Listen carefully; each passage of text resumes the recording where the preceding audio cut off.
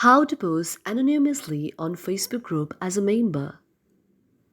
If any day you have a Facebook group on your very Facebook application and you would like to post anonymously on your Facebook group as a member, just follow the following steps.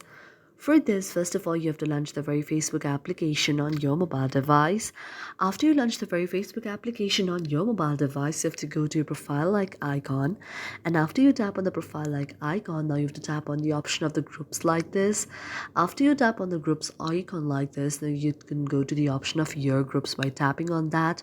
Now, after tapping on your groups, you can search of any of the group that you would like to post anonymously. Now, after you tap on any of the group like this, you have to tap on the group here. And after you tap on the group like this, now you can see the option of posting here. You have to tap on the option of the posting. Now here, when you tap or create any of the post out there, you can see the option of post anonymously. If you like to post anonymously, you have to enable it. You can create a post here and then go to the option of post. So after you do all of these steps, you can post anonymously on any of your Facebook group. Thank you for watching our video, and if you really like it, do not forget to subscribe our channel.